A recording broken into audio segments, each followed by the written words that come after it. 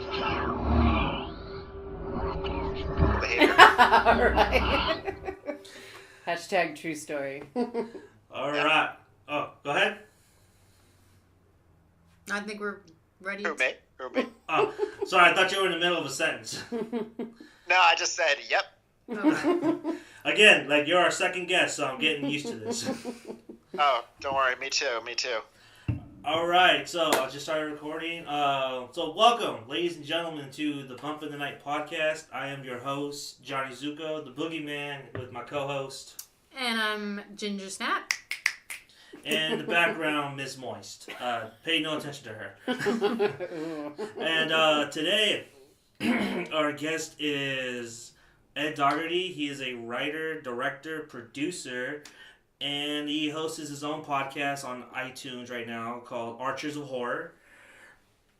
Name pending for those that follow that show. Yes, yeah. Name is pending. We've got a better name we're coming out with soon. Oh, nice. So I wanted to ask, what was the meaning behind that name? Well, originally we were only going to do Arrow releases, and we're only going to do horror films. So Archers of Horror just seemed to make sense. And I was also going through a big Powell and Pressburger phase, and but now I've come to hate the name, and it makes me sound like I have a speech impediment, which I kind of do. Oh. So we're changing it. We're changing it, and mainly also because we want to do stuff besides horror, and which we did an episode on the Last American Virgin, which was one of our most popular episodes. So it's not like people wouldn't listen. But yeah, so we want to just do a wider variety of stuff, including like old sitcoms and stuff like that. Nice. And your co-host, Rusty Stark, correct? Yeah, yes, Rusty Stark. He cannot join us, so today it is Ed Dougherty. You can also find a film that he co-wrote on Netflix called Paint in Black. It's streaming now. Highly recommend it. And I wanted to say about that movie, how close was that movie to the source material? So it's based on a book by Janet Fitch, who also wrote White Oleander. Oh. And it's pretty close to the source material in certain ways. One big way it differs is that the book is set in the 1980 punk scene of LA, where it's like in the book they go to like a show and Black Flag plays, and it had just kind of cool references and stuff like that. And when we made it, the first thing to go was the period, and I feel like that was right before people realized doing period stuff is not prohibitively expensive if you're smart. So I feel like we could have done it in 1980, which to me would have made it more interesting. But overall, it's pretty close, although there's some big scenes from the book that are not in the film, which I think helps the film work on like an impressionistic emotional level, but maybe on a plot level confuses people. Right. I think. Like how so? Well, in the book, so the story is about, as you know if you've seen it, but just for listeners, the story is about a guy kills himself, and his girlfriend, totally stunned by this, tries to figure out why, and becomes embroiled with this guy's weird family who kind of has like a Sunset Boulevard, Grey Gardens vibe. And she gets like drawn in with the mother played by Alia Shawkat, and the mother's played by Janet McTeer, both great in the movie. They become drawn into this like psychological battle, and in the book there's way more explanation as to kind of how this family ended up fucked up, and it's this kind of thing that works in the book, but when we put it into the movie it felt like we were explaining things in too obvious of a way. You know, because you never know someone, you never know if someone commits suicide, you're not going to find some magical letter that tells you like, oh, I did it because of blank. Right. Well, I mean, maybe a suicide note, but you know what I mean? You're never going to know like an explanation. So it felt like we were explaining too much, but then it felt like, you know, maybe in the film, to some people it seems too vague. But yeah, I don't know if I answered the question. No, you did. You did. No, you did. Okay, good. Thank God. This is your first interview, Ed? Yes. Oh my god. Oh, wow. That sounded a little It actually insulting. is Sorry. Alright, he's an Aries with no filter. No, I like it. That came out wrong. There's always this thing about this argument about people adapting books onto screen and stuff like that. We're and people from the book, you feel alienated by the movie, and people from the movie feel alienated by the book. Where do you stand on that argument or on that spectrum of adapting films from books? I would say that as I've gotten older, I don't even connect things the way that I used to. So if someone were to make like a remake of a film that I loved, I wouldn't even think, oh, they ruined the first one. I wouldn't even connect it. So I could look at adaptations completely separated. More so, it's annoying when you see an adaptation and you just think, well, why did they needlessly change things that would have been better in the first place? Mm-hmm. Well, I don't know if I answered your question. No, so, there's always this thing about, Stanley Kubrick's The Shining, how it is vastly different from The book. The book, and people hail that as, like, one of the greatest horror movies of all time. Mm-hmm. Like, where do you stand on, like, that movie? Like, do you think that movie did justice to the book, or have you even read the book, anything like that? Oh, yeah. I mean, I've both read the book many times and seen the movie many times. And I feel like... I love the movie. The thing with the book is, like, when I reread Stephen King books now in my adulthood, for the first, like, 70% of it, I'm like, I fucking love, oh my god, Stephen King, he's the genius. Like, I can't believe this. I gotta tell everyone, reread Salem's Lot. And then the last third of the book, I'm kind of like, oh, I'm so over this. And so that's how I feel when I read Shining the book. All the stuff about what did Daddy forget and the furnace blowing up, I feel like that stuff drags on forever and is so weak. But then there's the like evocative stuff like the hedge animals and whatnot. But I feel like you could take kind of the essence of a book and make it into an incredible movie that the author is never going to like that. And I have to say that I do think Paint It Black does take the essence of the book, which is what I think it succeeds on that level. Mm-hmm. I just wanted to connect it to The Shining if I could. Okay. I'm sure it's not. I'm sure the book isn't as long as The Shining either. So that's Ed, true. That's definitely true. So Ed, are you a general horror fan, or like what made you a fan of horror?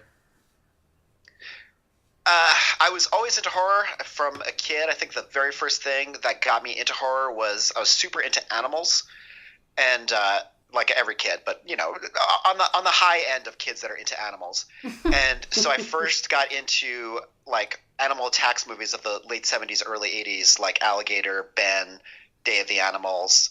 And then from then on, I just watched every horror movie there was as a very small child with no filter at all.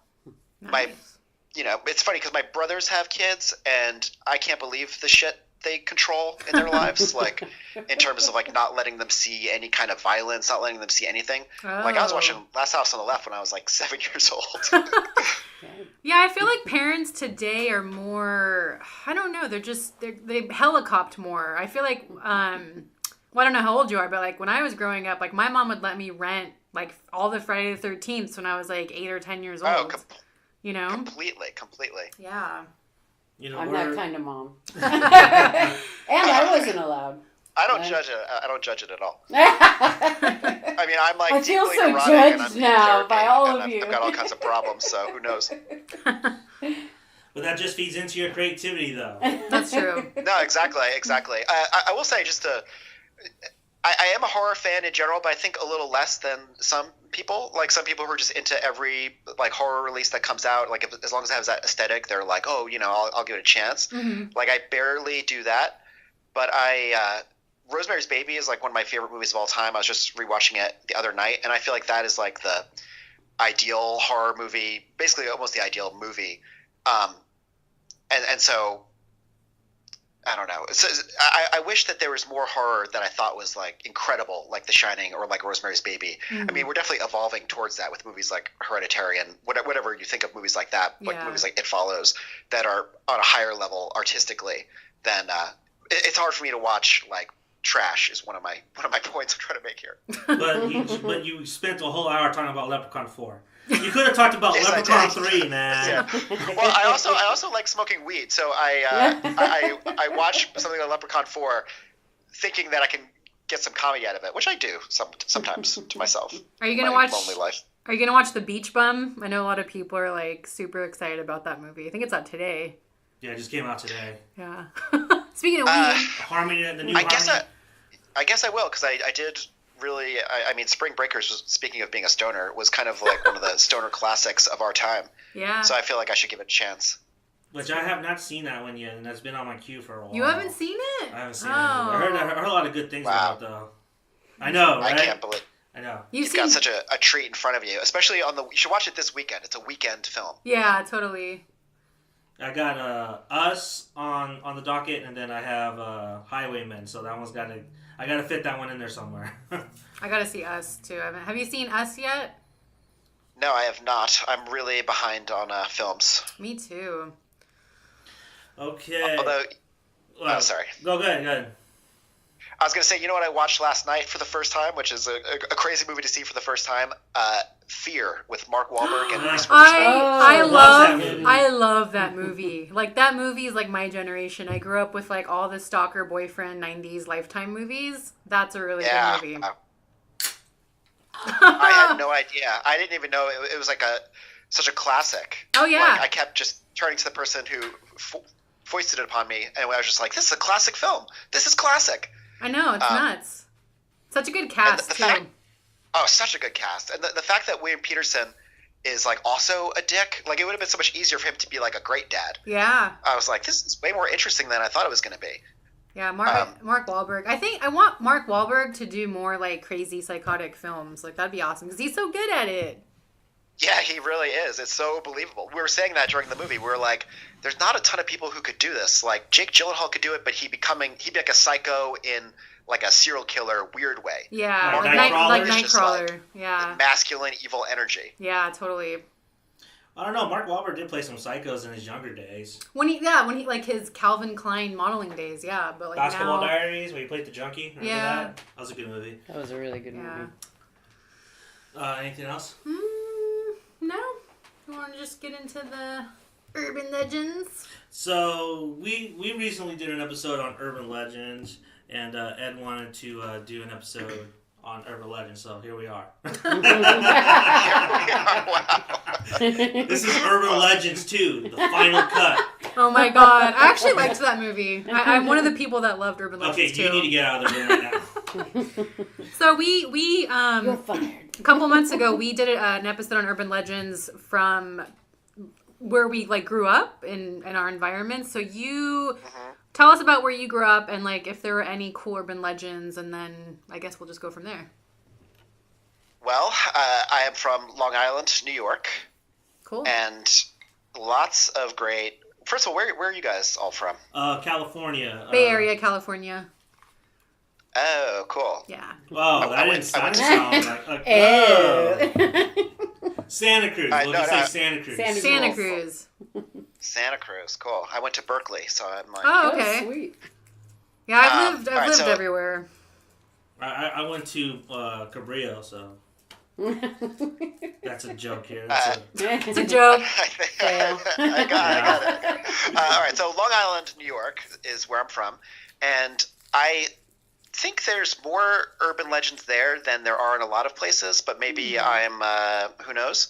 The town I'm from is called Seaford, where there was a very, very famous haunted house called the Seaford Poltergeist. Ooh. Partially the basis for the film Poltergeist. 2 towns over is the Amityville Horror House. I'm related to them. Oh. Yeah, Kathy Lutz is like my cousin. Wow. Yeah, it's creepy. Did you ever visit the house? I mean, I don't know where to begin. Sorry. Stumped our guest. Thanks, Lisa. Mic drop. Yeah. What's wrong with you? I've only driven by it once and just recently because I felt like I should. Oh, okay.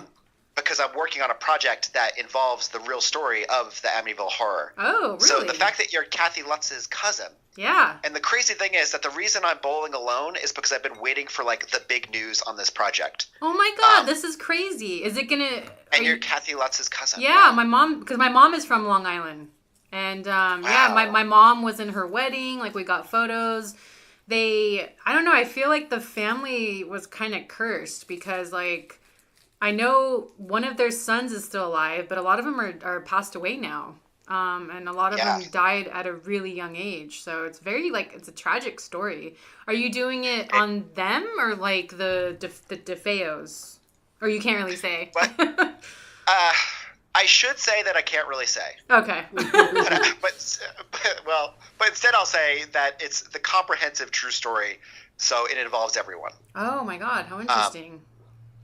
And, I mean, right now it's in a really good place. Mm-hmm. I should not say any more, but it's just funny because it's like, I can't, this is insane. The level of coincidence is crazy. This is weird. This is really weird. I'm getting like, woo. First with the bowling. Yeah, the bowling, and then now this. And now this. Oh, the bowling. Wow. Man, can I tell you, I've been working on this project for 5 years. What? And I've been working on it like, that's just on my own time, spec project, researching, etc. Yeah. And then for a year of solid writing.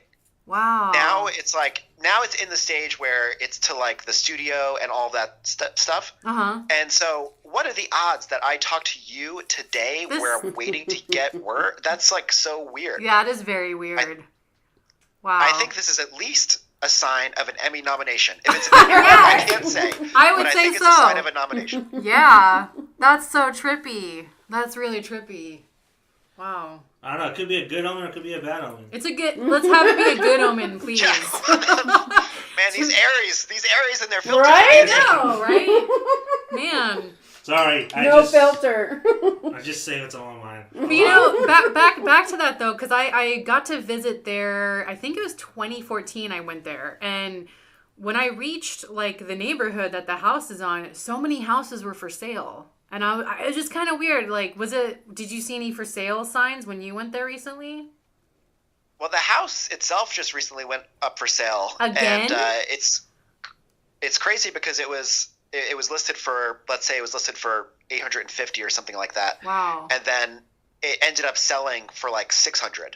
Oh my, that's which is so cheap. crazy for that area. Yeah. Because it's just kind of a cursed house because you get people coming by constantly every day. You know what they should do? And I was like saying this forever. Some fan should just buy it and make it like a B&B. And like show Amityville there, have like tours. Like that would put so much business for the town because I know that would not end well. No, it would. You need to trademark that idea. Like Shouldn't you just gave someone an idea. Like if I had like $800,000 right now, I would freaking buy it. We have this recorded that if that happens, yeah, it was your idea first. You heard it here first. And you need to get the money for it. And then since I'm related, I could help be like the tour guide. You could do the tour and show photos, like family photos, letters, you know.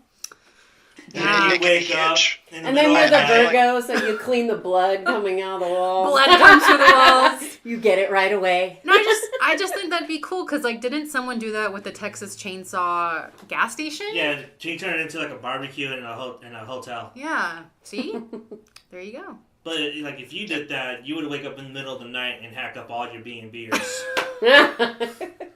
That's part of the fun. I'm definitely in that part. That just went like a Molly Hatchet direction. Yeah, this went in a total different direction. Okay, yeah. Let's steer this back. All right, let's go back on to urban legends. So what were the popular urban legends and where you were growing up, Ed? There was this place called Hell House, which was in Massapequa, which is like the town that's in between my town and Amityville is Massapequa. And there is this house that was allegedly owned by Satanists. Whoa. And it was like a Gothic Victorian surrounded by just like your very run-of-the-mill Long Island, like Levittown-looking houses. And suddenly there was this house, and every single kid had a different story about breaking into the backyard and what they saw back there. Creepy. Like, I remember I had a friend who still swears to this day that there was a statue of the Virgin Mary with an axe in her head. What? And Which is just, come on, even if you're a Satanist, that's just so gauche. Yeah. Man. That's creepy. Is this the same Hell House as like the movie Hell House? Is that same area? I'm not sure. Does that movie take place on Long Island? It takes place in New York, yeah. Oh. I'm not sure if it's Long Island or not. Interesting. I still have not watched that. That was a good movie. But there was, I think because life on Long Island, kids I knew that grew up in the city, they have so much more culture and, just like kids you meet in LA, you meet a 15-year-old in LA, they are like an adult. Yeah. And they had like a coke problem when they were 12, and they're like, perspective on it now. And you're like, what? Totally. On Long Island, we had nothing to do. So you would just drive around to different spots. So there was Hell House, and there was also, do you know the Montauk Projects? No. I know Montauk, the area Montauk? Yeah. Yeah. Well, do you know the TV show Stranger Things? Of course, yeah. That was very based on the Montauk Projects. That's like one of the main inspirations of that show.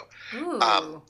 Because there was some kind of the lore is like 5 things mashed together, so it's kind of hard to discern. Mm-hmm. But there was an element of like creating super beings and shit with aliens, and there's like a military base or something there. So like every kid had a story of getting close to the Montauk Projects and getting chased off by like a black helicopter or like black SUV. Is it like is it a facility or a building? Or? Yeah. Okay. Yeah. How some creepy. kind of facility or some kind of like old airfield or something. Oh. That's trippy. It sounds like they're coming for you, Ed. They're coming for you. Yeah. I live in downtown LA. There's always like crazy. I could just look out my window and see any kind of number of things happening. You're in LA now? Mm-hmm. Oh, okay. Oh yeah, I'm always in LA. Okay. So, are there any popular urban legends down there that you stumbled onto, or you just recently heard about? Oh, do you mean in LA? Yeah, LA. Mm-hmm. Oh, this is good. This is great stuff. So I live on Spring and 3rd. Come visit. I love giving my address out on podcasts. It's one of my passions. So I live right by that hotel, which I believe her name was Cecilia Lamb. Yeah, Alyssa Lamb, right? The Cecil Alyssa Hotel? Lamb, yeah. Cecil Lamb. Hotel, yeah. You live near there?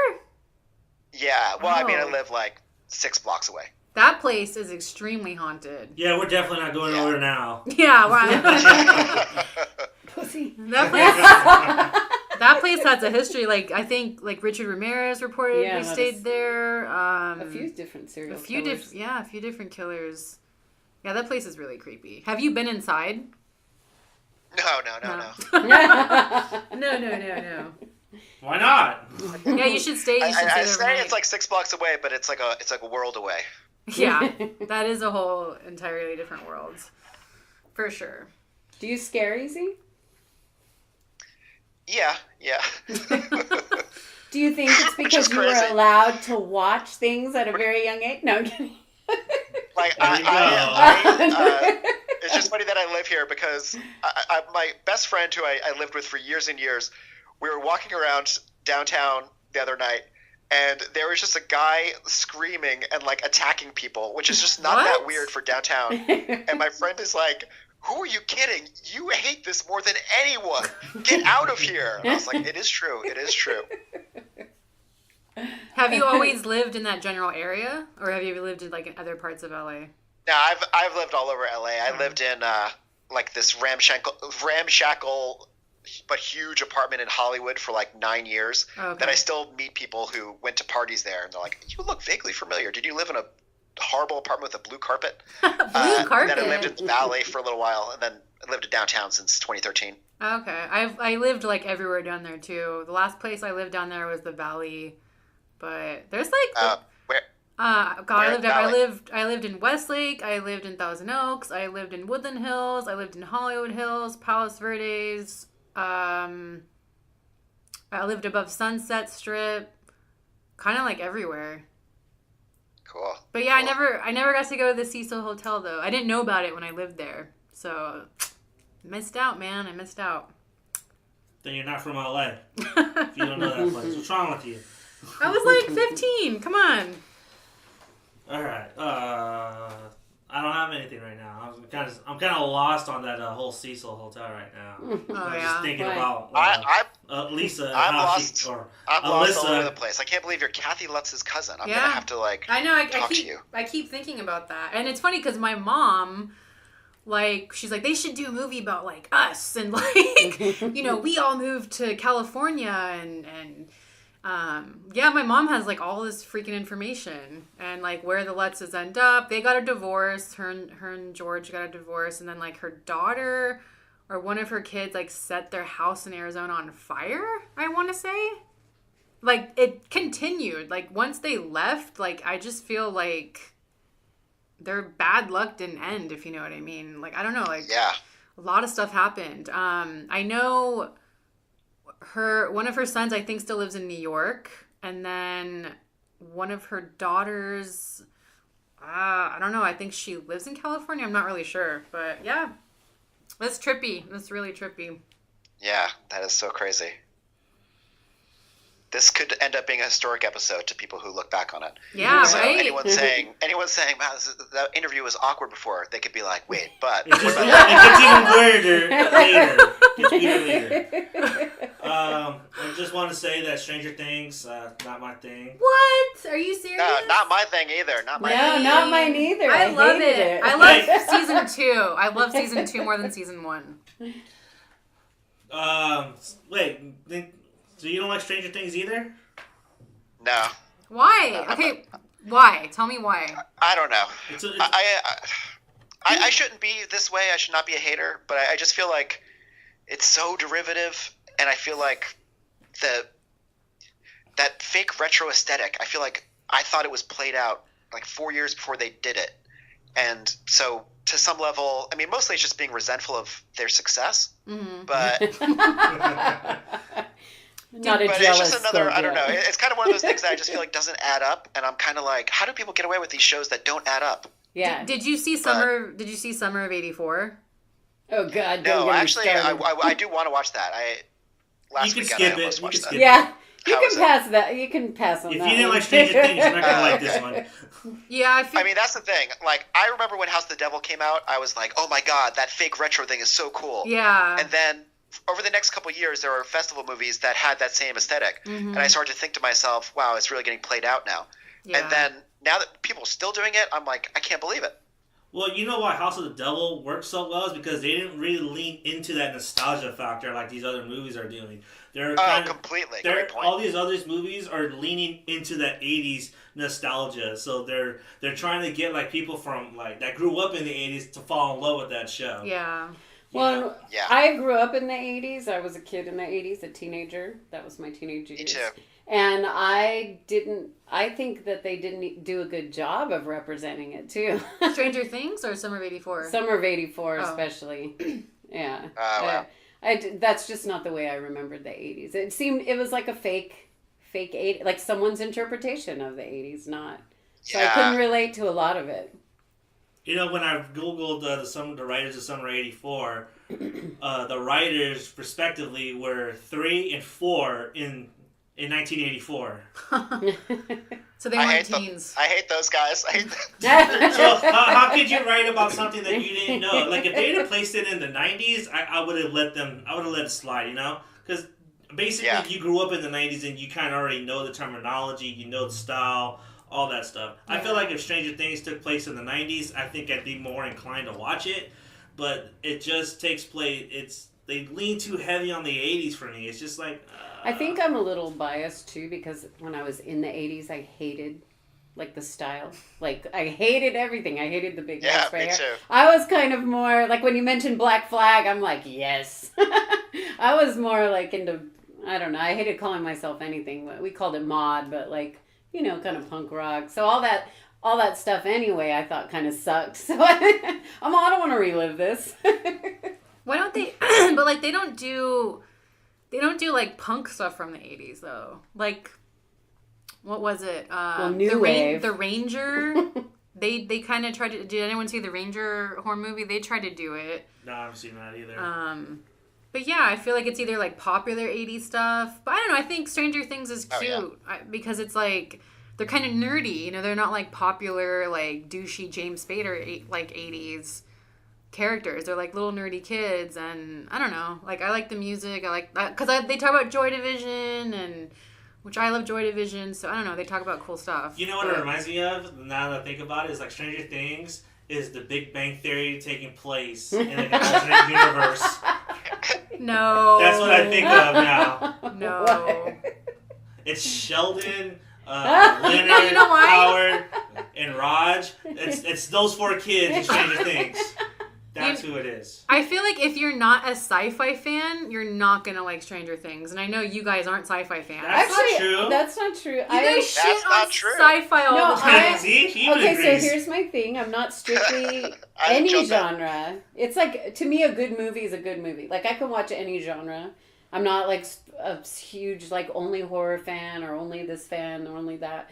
But a good movie's a good movie. So if it's sci-fi and it's a really good movie and draws me in, or a really good series, then I'm like, cool. I just thought it sucked. I just don't like sci-fi movies that try to be too smart. I feel like every... Like, give me an example.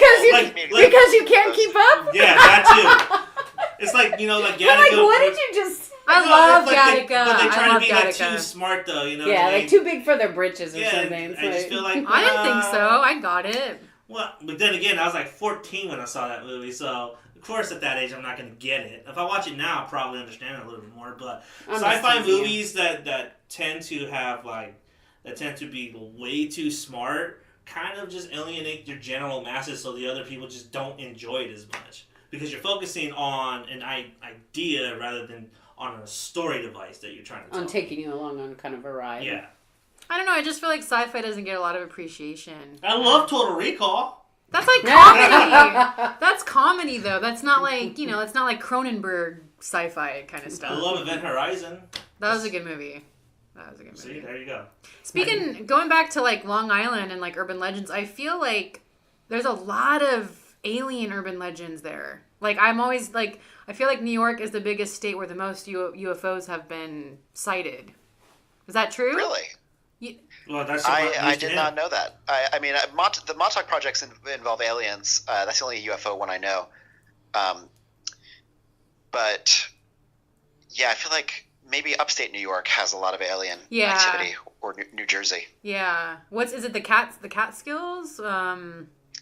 That area gets a lot of reports and a lot of sightings.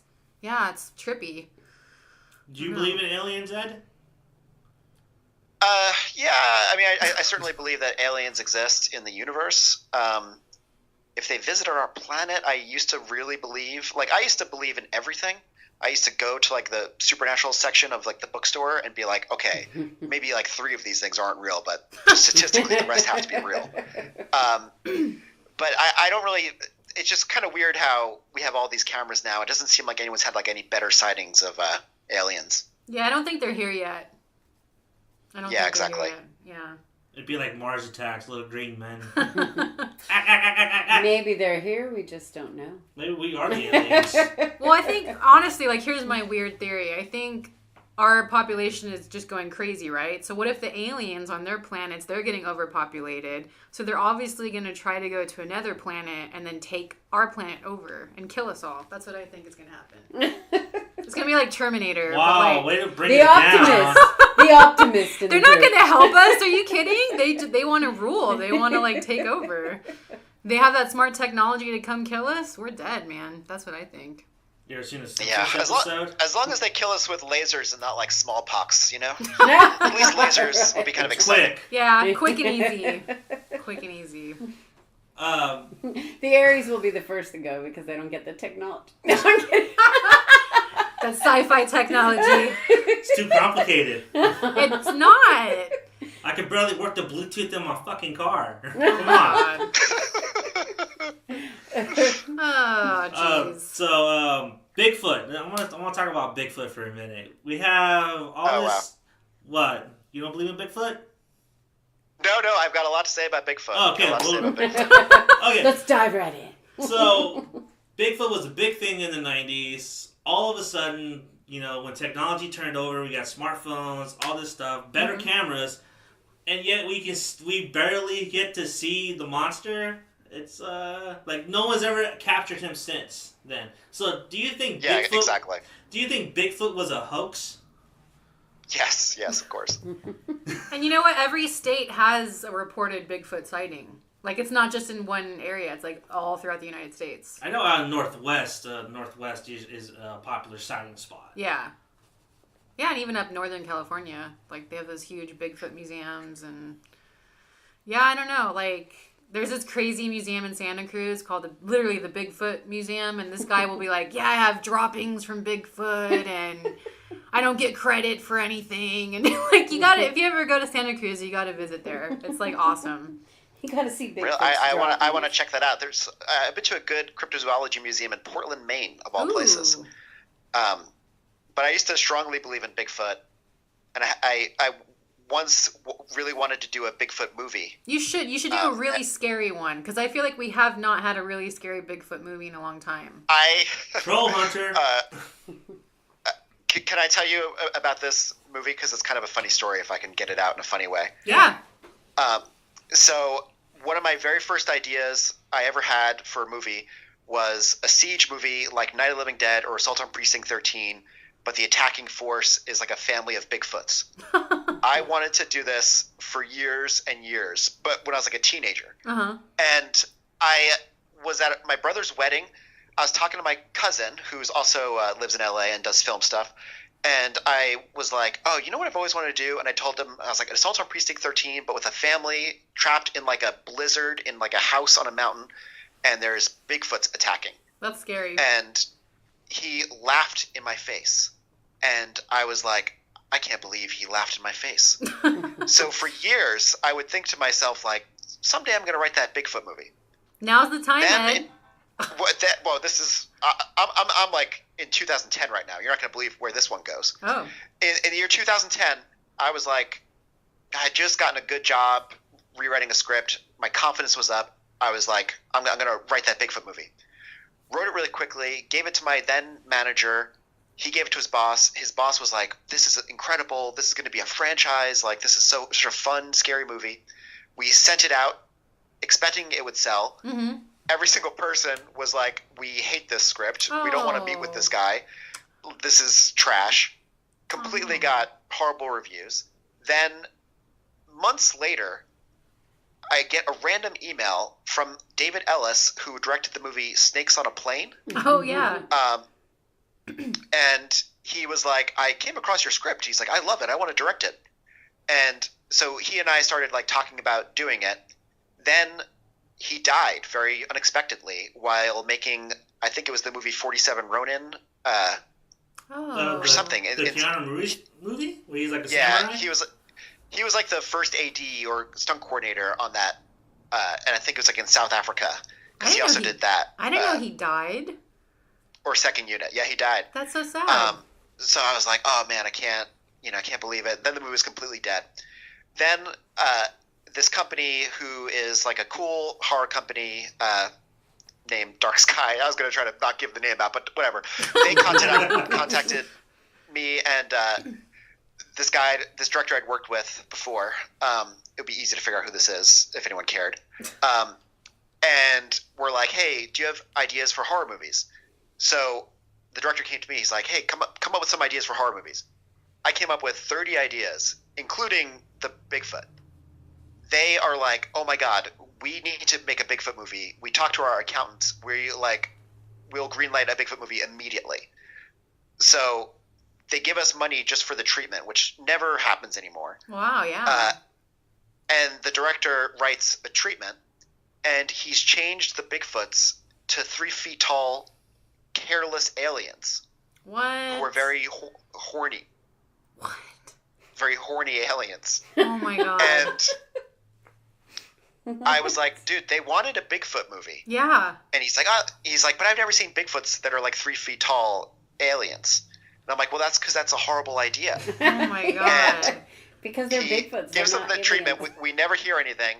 And then they end up buying the movie Willow Creek. Oh, I saw that. Ever see that? I saw that. Yeah. Yeah.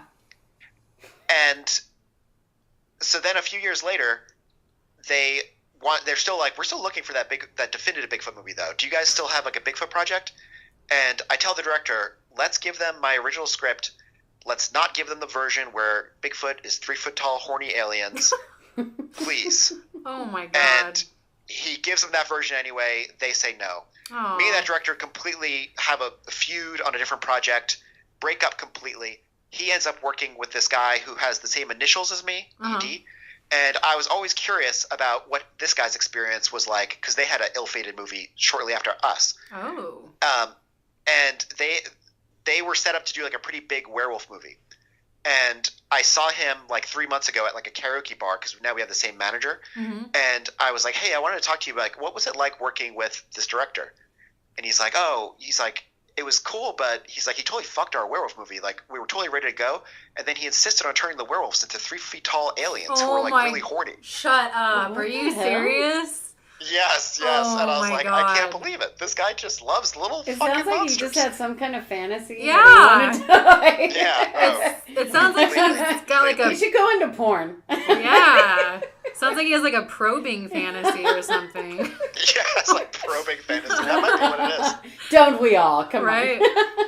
3 foot midget aliens. That's not even Bigfoot. That's Smallfoot. That's Yeah. like- Yeah, exactly. What? Exactly. I That's like knew- Mac from Mac and Me. Oh my god. And they have to wear McKids shirts. Oh my god. Oh my god. You know, because there's a new animated movie coming out about like a Bigfoot. Has anyone seen the trailer for You're it? talking about the Abominable Snowman one? Yeah, but it's kind of like Bigfoot too. I just made the joke, Smallfoot. That's the name of the movie. Anyways, It's called but yeah, Smallfoot because they find a human and they bring him in and they raise him as one of their own. I want to see a really scary Bigfoot movie. Like, we deserve that. Like, you need to make that happen, Ed. Like, just do it. Yeah. If you need someone to play Bigfoot, I'll volunteer. Just imagine a classy Bigfoot movie that feels like Green Room. Oh I'm Yeah, sure we've all man, seen that was a Green good Room, right? movie. That'd be crazy. intense. That'd be crazy. That would be really intense. I go see that. For Yeah, Sure. for Yeah. sure. All right. So Yes. what about Loch Ness? Do you have any treatments for that? Loch Ness monster. No. I used to believe in the Loch Ness Monster so hard. And I was in Scotland directing a music video last year, which also involves the Amityville Horror, funnily enough. How? Um, Can you say? Yeah, no, I can say. You can actually, this is, it's so hard to say check something out but I would say really watch this video. It's a fun video. Is it the most recent music video that you Say- just posted? Say that again? The most recent music video you posted? Yeah, I think so. For Tracy Ann and Danny's song, It Can't Be Love Unless It Hurts. Yeah, that one. You posted a Yeah, clip of it on your Instagram. Oh, yeah. I love that video. And so in the video, it's about a couple who, the story moves really fast, so it's a little hard to keep track of, but it's about a couple who buys this like castle to be a bed and breakfast. It's kind of failing, so they fake a haunting, like in the Amityville Horror, which Oh my inspires the God. idea. And the thing is, there's actually real ghosts living there while they're doing this that they Wow. don't notice. So great song, fun video. But we shot that in Scotland, and I couldn't believe that I was so close to Loch Ness and didn't feel the need to go. Because when I was a kid, I was obsessed with that. I really thought, I was like, maybe it's like only 20 feet long, not like 100 feet long, but it's definitely real. I also believed in the dinosaurs in the Congo, which I never knew how to pronounce, like Mokla Membe or whatever that is. What's that But one? I totally believe that. Just that there's like a lost colony of dinosaurs living in the Congo. Wow. Didn't they touch on that on the movie Congo? Did they? I loved that movie growing up. Oh my Congo. god. No, Really? it was- You really need to get out of this room right now. What? As a kid though, that movie was creepy. I don't know. That first 10 minutes is pretty funny. After that, I'm good. Whatever. I mean, Stop eating my sesame cake! I love the book. After Jurassic Park, I read every Michael Crichton book, and I was like, Congo and Sphere. These need to be made into films. These are the ones that are going to be great films. Yeah. And of course, they were horrible. Yeah, Wait, Sphere, the one with Sharon Stone? Yeah, and Samuel Jackson. Yeah. That's right. Yeah, that was not a good movie. No. I love Sharon Stone. I feel like that was trying to be like the I love Abyss Samuel too much. Jackson. Like it was trying to be like Like The Abyss. Yeah. Yeah. But maybe I'm just projecting. I don't know. Anything? That's my train of thought right there. No, I'm just still like... Because no one's laughing at my jokes, and I'm kind of getting like awkward about this now. You're so funny, Johnny. Offended. So, do you have anything else besides Amityville coming up that you're working on or that you're excited for? Yeah. So, Paint It Black, me and Amber Tamlin wrote it together, and we're writing a new movie together, which was just in the Sundance Film 2 lab, which is a thriller with a very strong giallo influence, is what I'll say. All I can say about that one. Jello. Wow. Giallo. Oh, Jello. Okay. How did you? She directed Paint It Black. Were you guys friends, or how did you guys like collaborate together? Yeah. Okay. I wrote a movie called I should say, a movie called Blackout that she was in. Oh, okay. About 3 people trapped in an elevator, and one of them is a killer. Also stars Armie Hammer and Aidan Gillen of Game of Thrones. He's hot. Horrible movie, but it was a fun experience shooting it, a crazy experience, and we became friends after that. Is that movie cool. out? Can you watch that anywhere? You used to be able to find it everywhere. Now I feel like you can find it nowhere, which is all according to my plan. I'll find it on YouTube. Yeah, I'll hunt for it. Yeah. Definitely, all I can say is this. The makers of the film Devil definitely watched Blackout. Oh, Blackout came out first? Yeah, Blackout was first. It was like 2007 to, and Devil was like 2010, I think. Oh, okay. And so many shots are identical, I mean, there's a limited amount of things that are going to happen in an elevator, so that makes sense. But, don't get me wrong, Devil's a better movie, and it's not even a good movie. So, Did you ever Ouch. see, I think it's from Amsterdam, it's called The Lift. Did you ever see that movie? No. Oh Yeah, my well, god! I can't believe I haven't seen it. It's on. You can watch it on Shudder. It's like an elevator that goes crazy and like kills people. It's pretty crazy. Yeah. There's a gnarly decapitation scene in there too. Oh yeah, and they kill like a blind man, which was messed up. And his dog. And his dog. Yeah. No rules. Was that was like 80s? I want to say, or 70s. That was early 80s. Early 80s. Yeah. Had to be. I couldn't believe they killed the dog in Fear. I was so I shocked. I thought know. the dog was going to be the hero. I know, and you see his head through the doggy door. That scene Yeah. freaked me out when I was younger. I was like, ew. I'm 40 and I was screaming. And like roller coasters will never be the same. That's all I'm gonna say. That was great. I love that cover before I even knew that was in there. And I was like, holy shit, there's songs in here? Wild Horses, yeah. Mm-hmm. So great. Okay, so we just segued. So back to your friend Amber. You guys are working on another project together? Yeah, working on another project. And then I've got a small movie that I'm directing that is another thing that's been working on forever. Cool. Like a murder mystery.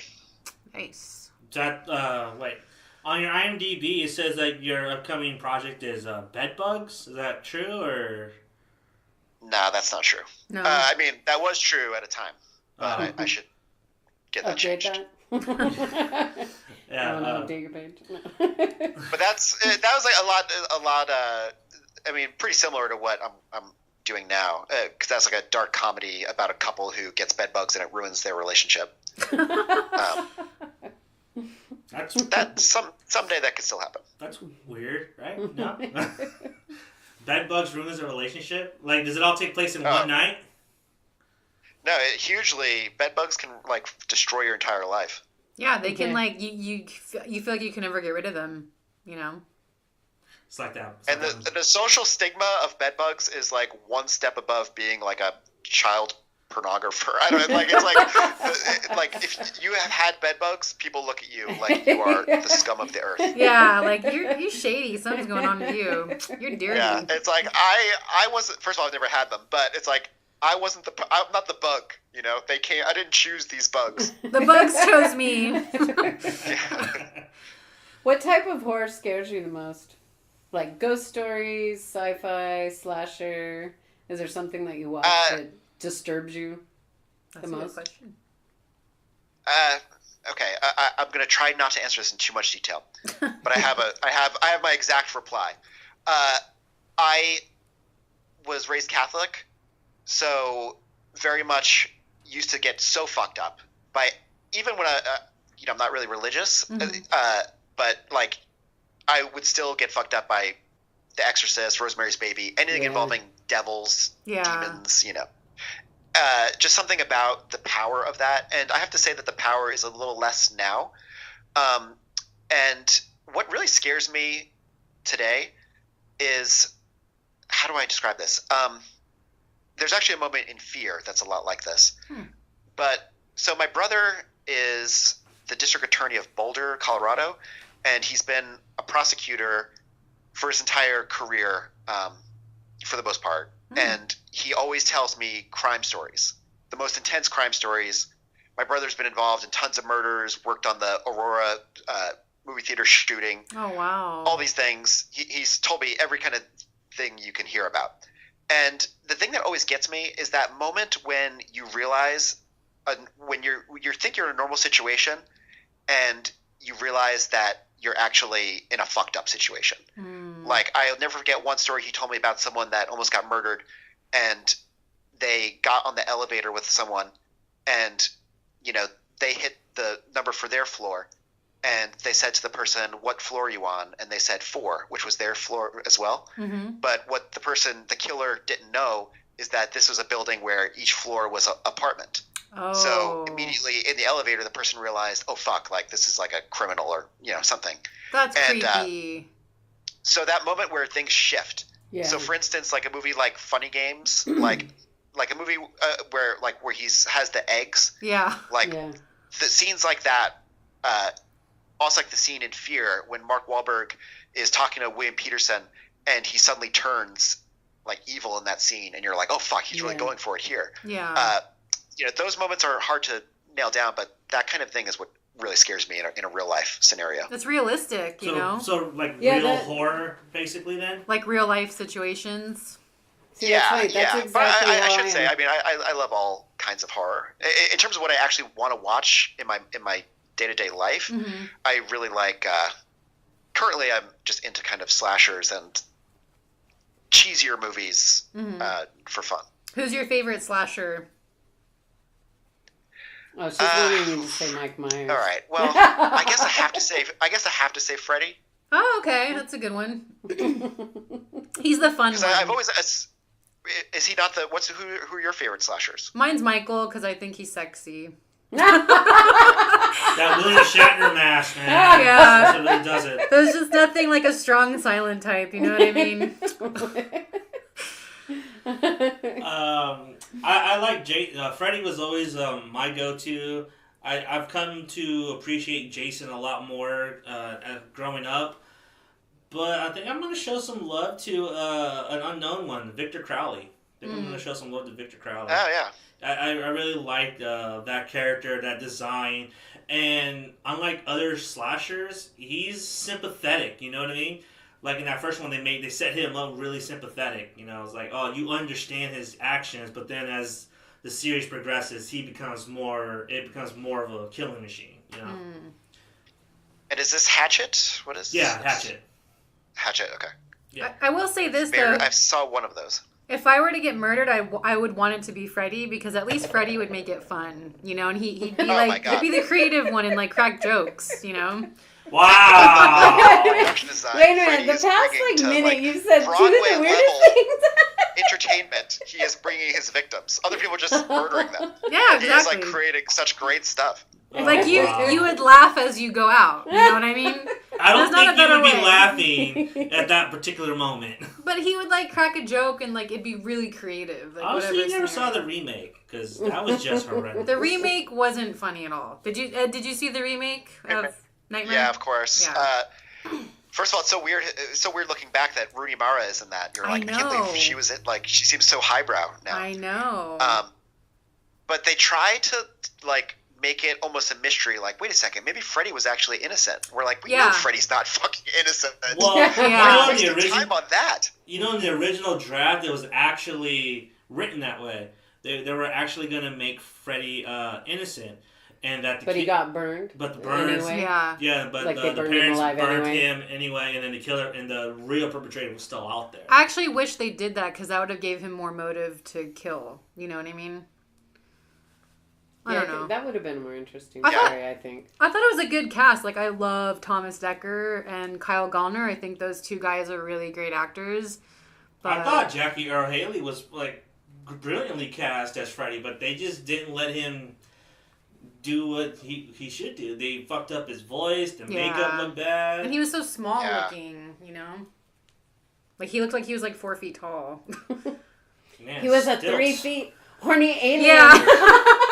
3 He'd be feet the horny perfect alien. guy. Oh, man. Yeah, so recently Alicia and I had an argument about who was the better slasher, and it was Jason versus Michael. I chose Michael, obviously. Yeah, obviously. Yeah. So we need a tiebreaker here. Oh, come on. You can't do that with our guests. I also He's all, I have to go choose Michael. Freddy. What was that, Ed? I'm sorry. I said I also have to go Michael. Yeah. God damn it. I aspire to like Friday the 13th movies more than I actually do. Ding, ding, ding. Okay, interview over. You hear a click. I'm sorry, Hello? I'm sorry. I want to like them more. That's right. I don't know. I just think the Friday movies are more funner than the Halloween movies. That's just More my opinion. funner. They're funner and they're They're entertaining. funner.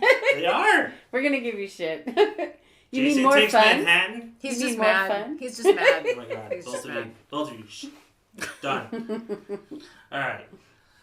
But I feel like Jason Takes Manhattan should be so much more fun than it is, you know? I feel like that could have been the most fun movie. Yeah. I wanted it to be more in Manhattan than on a boat, but At least you get it for 10 minutes. yeah. But I will say, though, when he punches the guy's, like, head off, that was, like, the best scene. The boxer guy. Oh, yeah. Oh, yeah, that was pretty cool. Yeah. I do. I remember my brother coming home from the theater and, like, telling me that. And I was just like, wow, that's the best. I don't know. Me, I think Jason Lives is still the best one. God, are you kidding me? That's such a good movie. It's so good. It's so fun. You get to see Fat Jason kill like 3 paintballers. Fat Jason. Wait, I think that is the one that I kind of like. Is that 7? That 6. That's the one with Tommy Jarvis, the older Tommy Jarvis. Is it the one with the psychic or the one with the... That's New Blood. I like New Blood. I like the psychic, the That's telekinesis yeah, one. that's 8. No, I that's like- 7. 7. That's 7, right? Yeah. Yeah. I liked that one. So I got 3 for Michael and 1 for Jason. That's not good. That's great. What are you talking That's about? not good. Awesome. I'm gonna grill every guest and say, hey, you need to pick Jason. No way. Take a vote. Alright. Anything else? Nothing I can think of. Oh, I got something actually. So, did you get those ratings yet? To shave your head? No, What? Still need 3 more ratings for me to shave Hey my man, head. I rated you on Podbean. Those should count. Podbean, that doesn't count. That doesn't count. No, that should count. Wait, why? why do you want to shave your head? Well, because I often talk on the podcast about balding and like the psychological struggles of it. Okay. And I'm definitely to the point where I need to, take my hair shorter and see what that's like. Do it. Did you ever see the movie Body Bags? See the movie what? Body Bags with John Carpenter did it, but there's a segment with Stacy Keach. Yes. And The he's, toothache? and he's Yes. balding, and like that's his Oh, worst yeah, fear. yeah. I was like live tweeting that to Rusty, my co-host.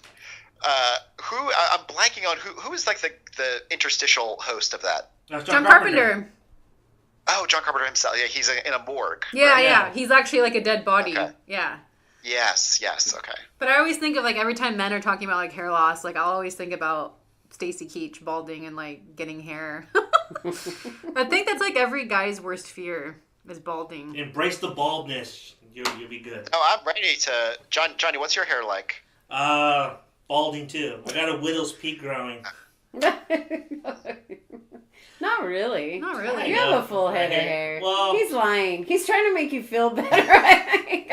He gets He's lying. He's got thick Look, if you black have a lot of hair. put some in a bag and mail it to me. He grows sideburns pretty well. Third in spring, right? All right. Third in Yes, spring. exactly. Yeah, his sideburns turn into earmuffs after like a Like month. They're like Wolverine. mutton chops. Wolverine.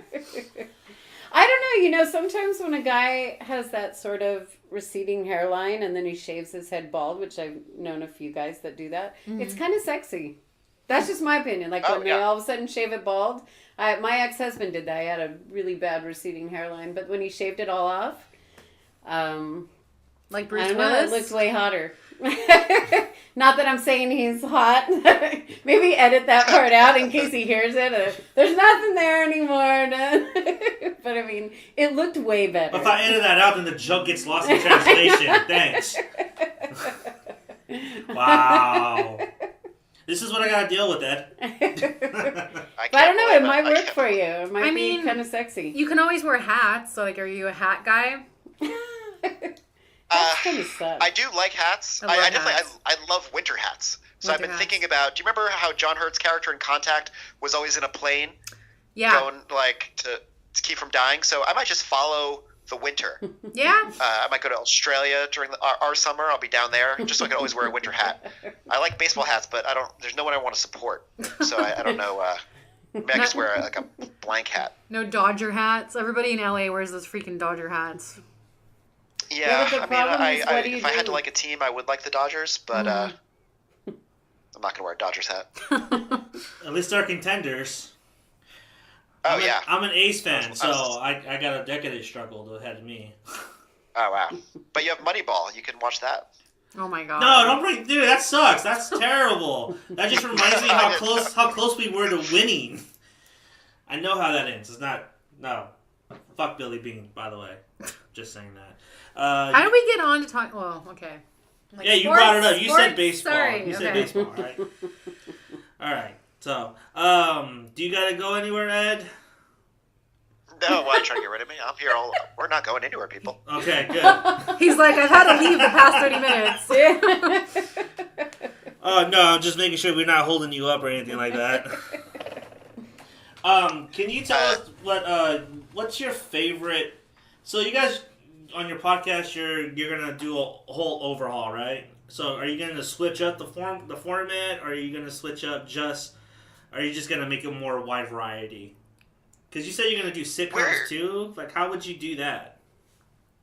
Well, I think we're thinking about doing a alternating show where we would do stuff that's 30 minutes or less with another friend of ours who is going to edit them because we can't really add to our personal editing load. And then just in our main episodes, we still mostly do horror, but feel freer to do stuff like, sci-fi. Like I was just watching Logan's Run for the millionth time the other day, which I don't even think is a good movie, but I like putting it on. Nice. And just stuff across a wider spectrum. I really want to argue with Rusty about The Last Jedi. That movie sucks. I knew you would say that. Did you like The Last Jedi? Yeah. Okay. Oh,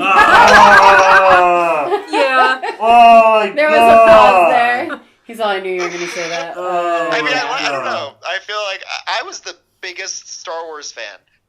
That's sci-fi. In the 90s, like, I was waiting for the prequels, like, to be born again. And then the prequels let me down, obviously. Yeah. I don't know, maybe you guys like the prequels? I'm not I sure. hated the prequels. Johnny?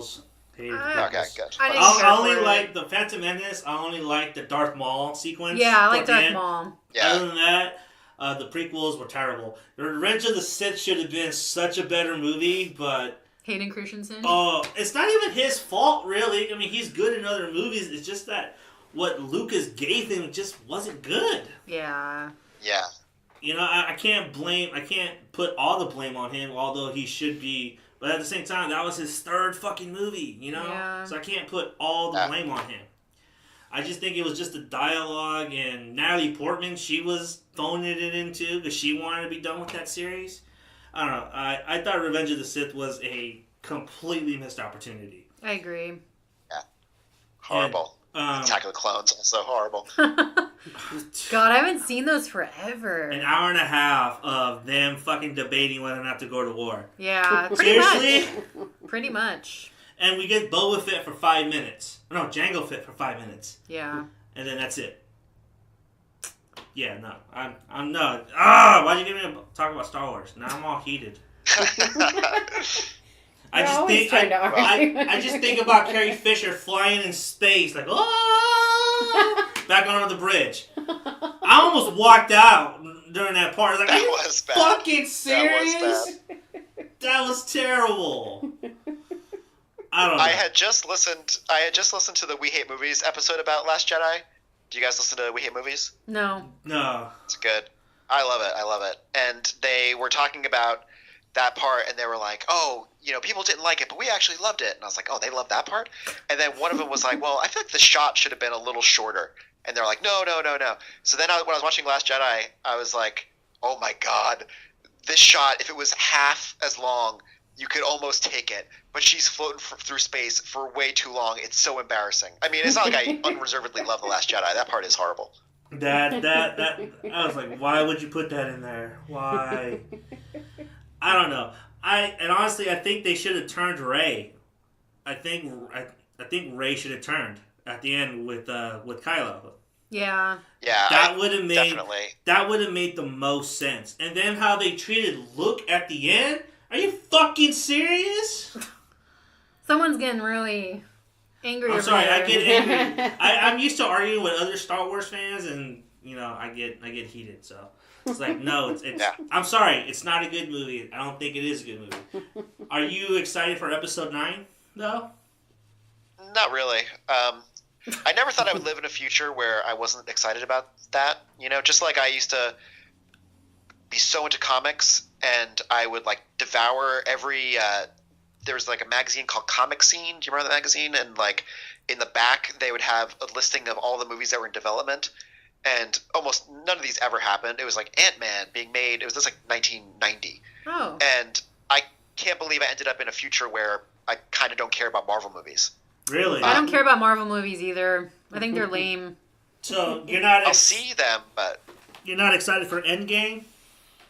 no, that I saw Infinity War kind of just like, I guess I'll see it, and I enjoyed it more than I thought I would, especially because like Infinity Gauntlet, that was like the peak of my, and probably a lot of people my age's fandom of right before the comic boom became too oversaturated and got lame.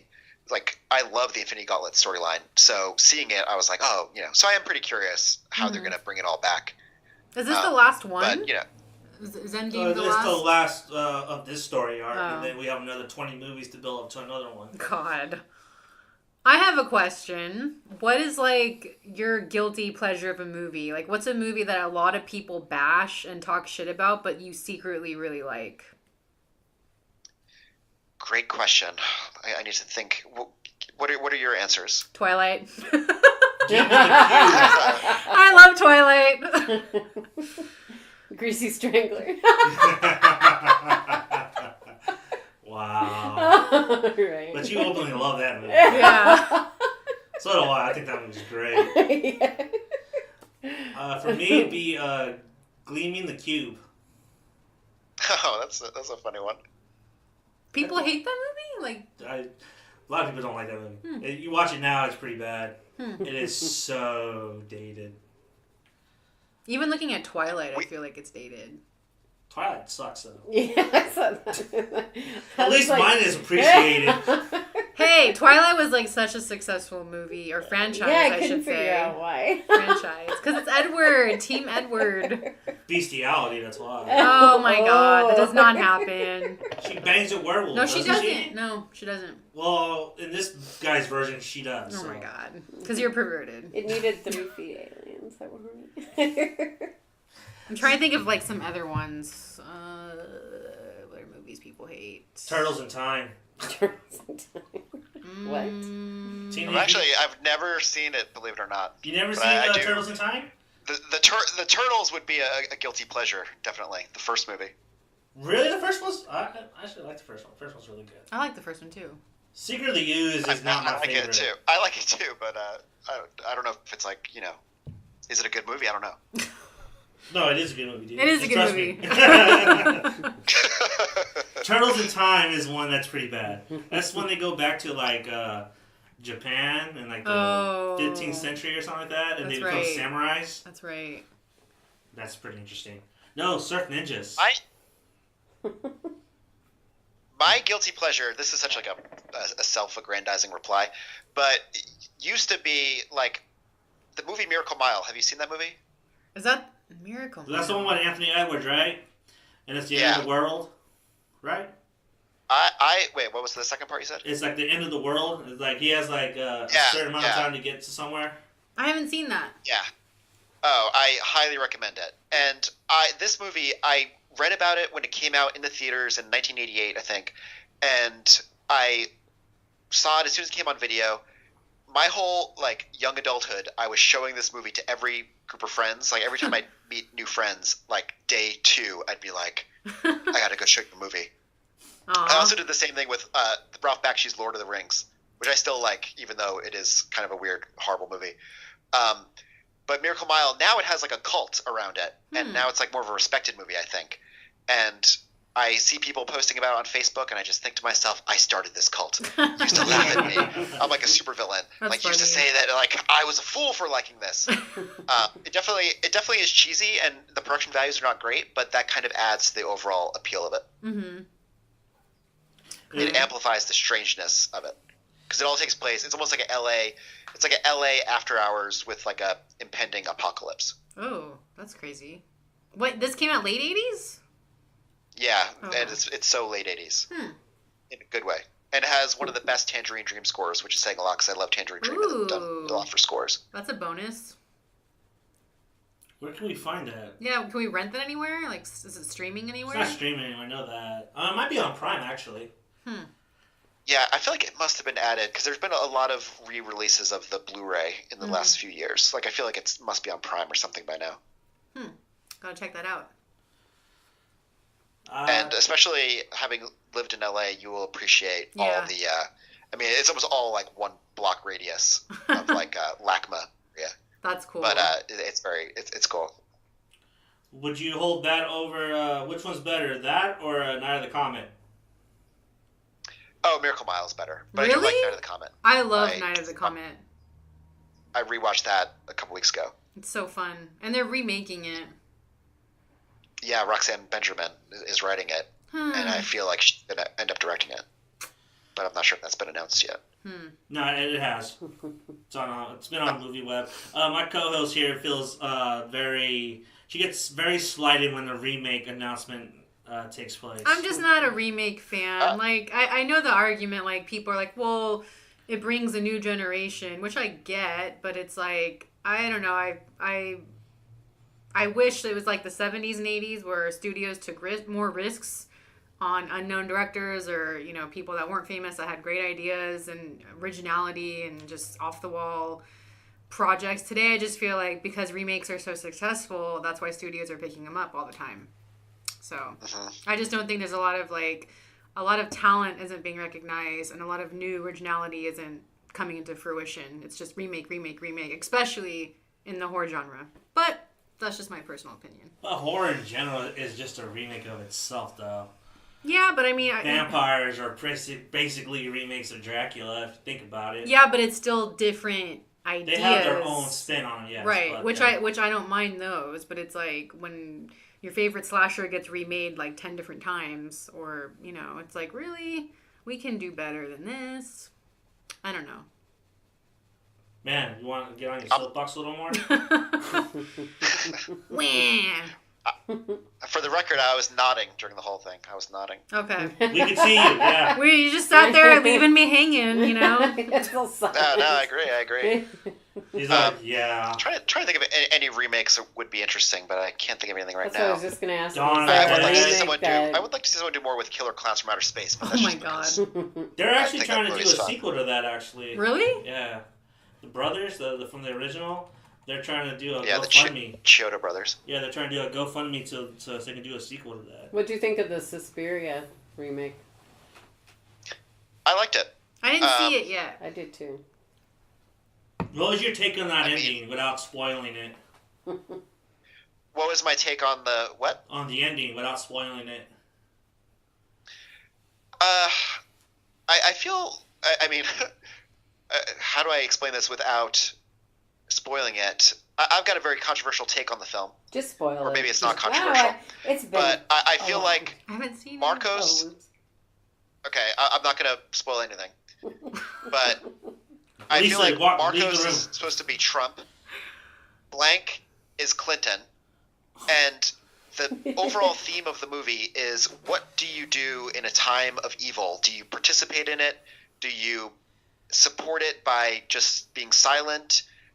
Like, how do you blend in with the landscape of your day? Like with the Bader Meinhof complex or Bader Meinhof group or whatever they were called in like the 70s. And so but it makes me think like the ending kind of says, no matter what you do, time will move on and forget you. So you should do the right thing. That's my take. It's hard to explain without spoiling anything. No, I mean, Miss Moist and I have seen the movie, so we both kind of get what you're saying because of the way the movie ends. Does it end differently than the original? Yeah, way differently. Oh, okay. Oh, I the liked original's this so ending. like barely I liked relevant. this ending. In a way, that's interesting. It's almost like the Shining movie to the Shining book is like the, although it would be reverse. It's like almost like the new Suspiria feels like it's based on a book, and the old Suspiria almost could be like the more impressionistic remake of it. Oh, that's interesting. Yeah, I'm going to check it out. I think it's coming to Prime in May, so I'll check it out then. But I just heard like a lot of people are like, oh, it sucked. Like a lot of my friends didn't like it. They thought it was too slow. Oh, yeah. I think because they're so used to the original, how it was so bright and like colorfully done. And it was short too. Yeah, and it wasn't as long. So Yeah. I think that's the thing that has the remake going against it is that it's way too long. Yeah. And it takes forever to get you where you need to go. But that's just my take. Yeah. Yeah. No response. No, I'm it's like- nodding. Do you see me? What did you? It's Okay. such a. Oh, sorry. What did you think of the remake of It? Here we go. I don't know. I thought it was okay, I should say. Are you a fan of the original? That's my word. I actually liked the original more than I the can't remake. believe when I see the original how bad it is. Like, I think the adult section of the original is unwatchable now. Yeah. But It the is. kids section, Yeah. I still Yeah. like. But I liked the kids. And- I just felt like this was way too. First of all, it felt like I know it all takes place in Derry and it's like a small town, but it felt so limited. Where I never found myself usually thinking this, but I was thinking like, what was the budget of this? Like, it feels a little cheaper than I wanted it to feel. Like, I felt like it was only a few locations, and it kind of like a lot of the scenes just felt like they were setting up kind of cliche horror movie set pieces, which of course the premise lends itself to, but I don't know, it didn't really work for me like I thought it would. Yeah, I wanted to like it more than, I don't know, I just felt kind of like, I also wasn't a fan that it took place in the 80s, because I know in the book and then the original it took place, what, in like the 50s, 60s? Well, I kind of do appreciate that because they're trying to make it now so it takes place in present day. But it was like Stranger Things. Yeah, but this movie, the thing that has this movie going against it too is that we have to wait for the second chapter. Yeah. Because you really can't take it chapter 1 without chapter 2, Yeah. basically. You know what I mean? You kind of need both movies to actually see the whole entire picture. And I'm wondering how they're going to do the second one. Are they ever going to have a flashback of the kids? They shot a bunch of extra stuff with the kids, so Okay. that's what they're gonna do. Okay. Because they're old now. So I'm like, taller. how did that work? Yeah. Yeah. But I don't know. I just thought Tim Curry was a lot better. Well, Oh, I agree with you there. Skarsgård didn't. His performance wasn't allowed to breathe, though. I don't think. Like when he was in good point. when he was in the sewer, that was so great. Like his acting was on point. But then like Everything was just like Yeah, jump. yeah. Yeah. I I don't agree know. with that. You know, I felt like there was a good performance there. They just didn't let him do it. Maybe in the second one they'll let him Hopefully. perform. Yeah.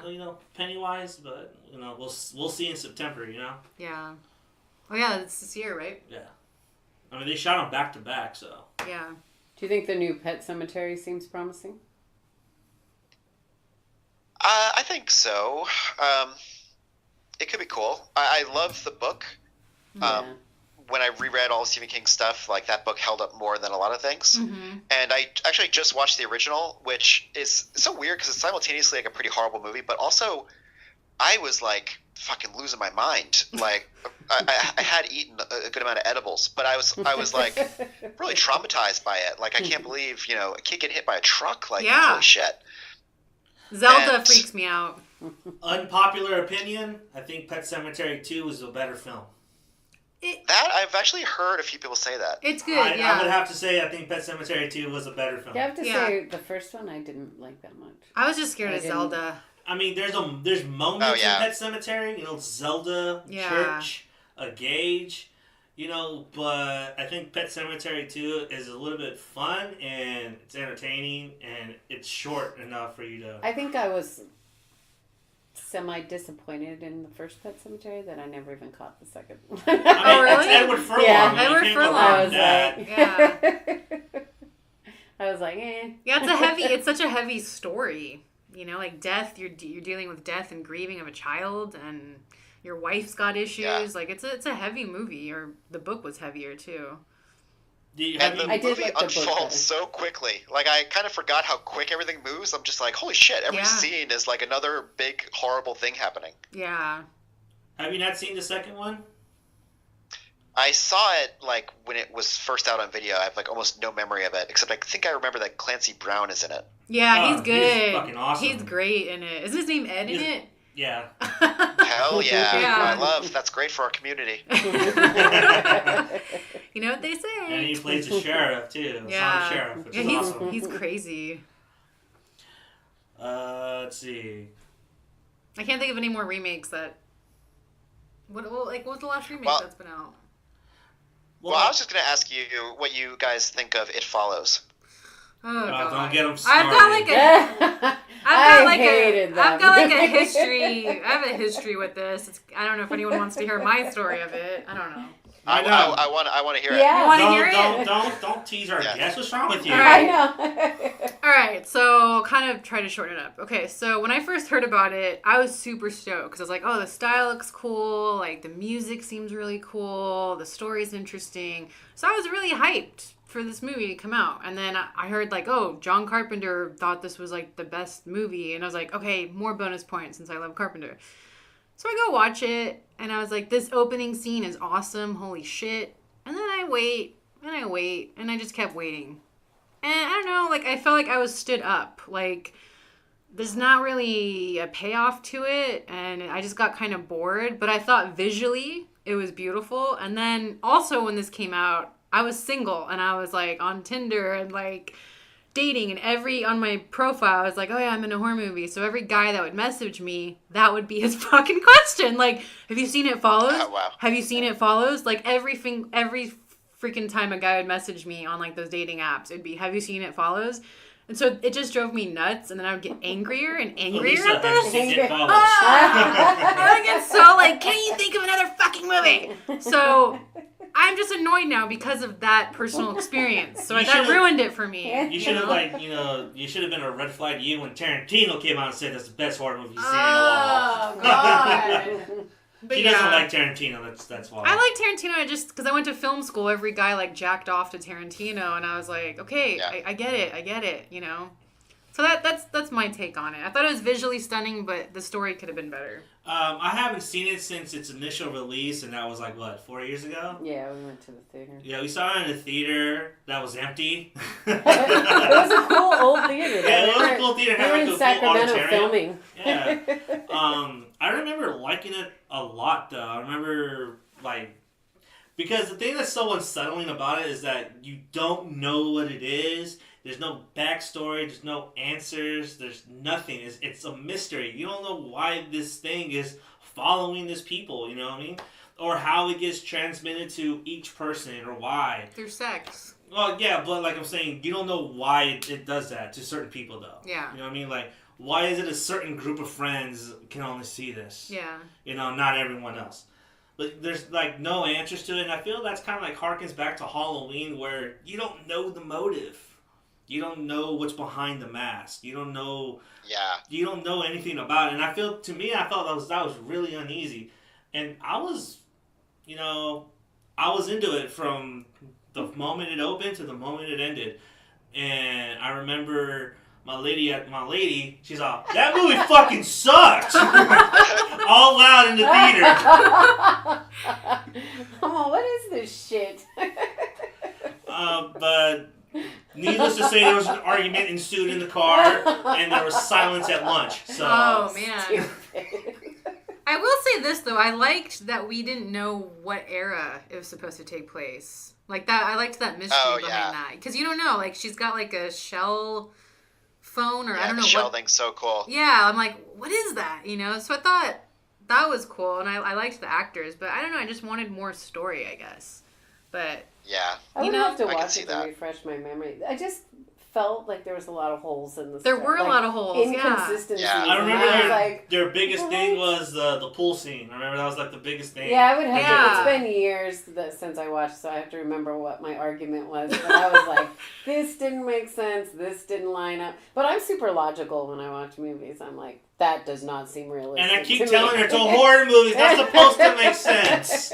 Yeah, but it takes you out of the film, like when the acting's kind of weird. Yeah, or I agree. Some kind of emotion is like not really on point. Yeah. I'm like, I feel like I'm watching a movie instead of like drawn in as part of what's going on, which always makes a good movie to me is when I'm completely immersed in what I'm watching. But... Now every time I hear if a guy says, "Have you seen It Follows?" Smack! Slap! What about you, Ed? What did you think?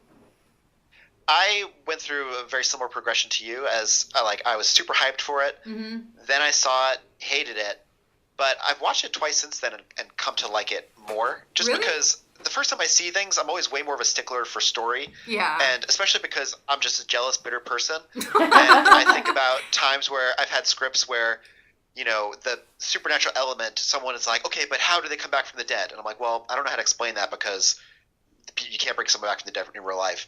And the person's like, but how do you explain this? How do you explain that? And then I see movies where nothing's explained. I'm like, how do they get away with that? How do they make this movie? Mm-hmm. And I'm totally jealous. But then later I see it again and I kind of remove from that. And I don't know, I've come to really like it.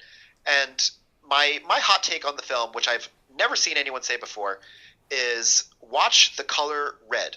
It's always the color of like danger, Yeah. which is, you know, pretty obvious. Yeah. But like also the way that the color pink will progress into red, even and starting at blue, even like in set dressing, even in costumes, there's a lot of little details in the movie that I love. And it's also just, you know, you can see a million horror movies, and when do you ever see a new threat?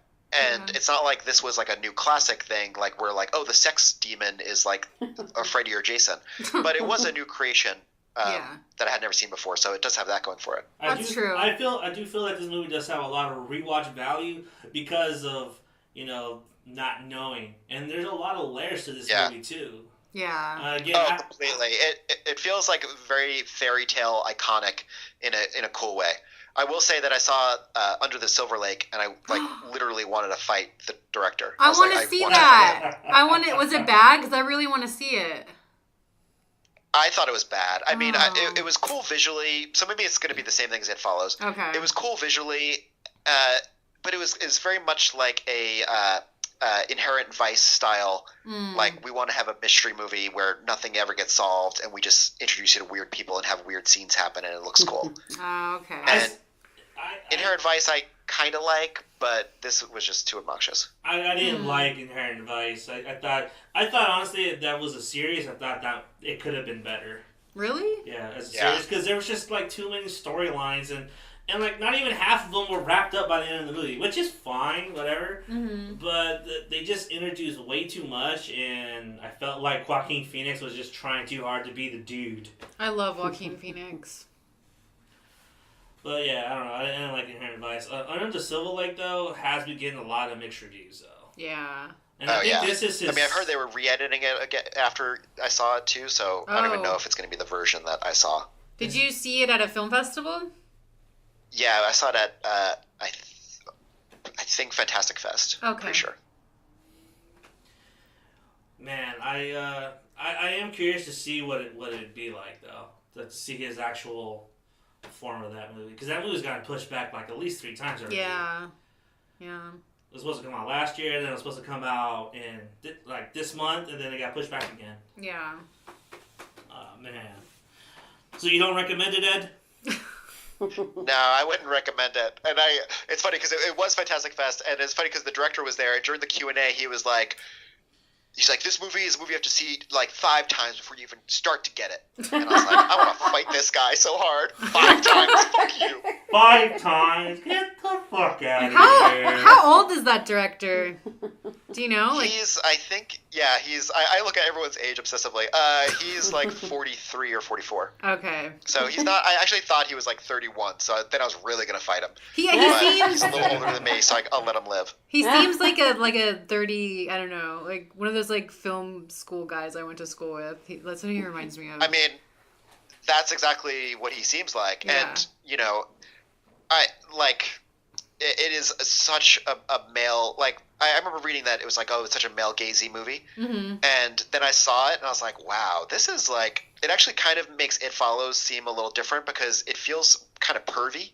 Really? And I'm like, oh, I was like, is It Follows not art? Is it like, this guy's kind of a perv? Oh. But it definitely has, I don't know, it's uncomfortable in that regard. Wow, especially you make for me want to see modern it. film. No, I'm joking. I mean, I've seen reviews that talk about that and said it does linger on certain females throughout the movie, and that's one of the big criticisms of this movie.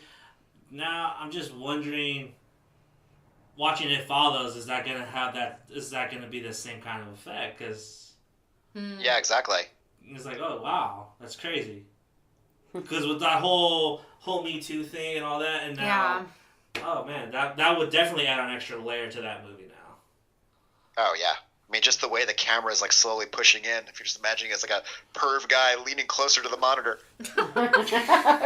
zooming in on her ass or something. Yeah, exactly. But do you think that's the point of the movie though? Like a voyeuristic kind of thing? Yeah, could be. Under the Silver Lake, Ed, you think that's the point of it? Or do you not think... it didn't... That's the problem, is that it didn't really feel like the point of the movie. Mm-hmm. Like, it kind of felt like this is this guy's worldview, you know? Yeah. Or, like, I don't know. Is there, like, female nudity in it? Oh, yeah, lots. Is there male nudity? In, like, a way that doesn't feel good. Is there male nudity in it? Not that I recall, but I could be wrong. I kind of feel like I do remember Andrew Garfield naked, but I don't know. Maybe that was just hoping. It's probably just like a butt shot, though. You know. Yeah. I think I'm almost positive there's a butt shot. Almost positive. A butt shot. Okay. That's my argument today. That there's not like male nudity. It's mostly just female nudity. They need to show male nudity, but that's just what I think. That's why you need to see The Greasy Strangler. I saw it, but The Greasy Strangler didn't have good male nudity, okay? The Jewish schlong was down to his knee, come on! It's like 80 years old. You were on this podcast like 3 weeks ago saying I wanted more dingus. There you go, more dingus. The more dingus I want, though, is like Alexander Skarsgård naked, okay? Not like an 80-year-old guy naked. Come on. Well, he's not 80, he's 50. He looks 80. He looks like the Crypt Keeper. Let's be honest. With that head of hair? You know. Oh my god, man. Ed, have you seen The Greasy Strangler?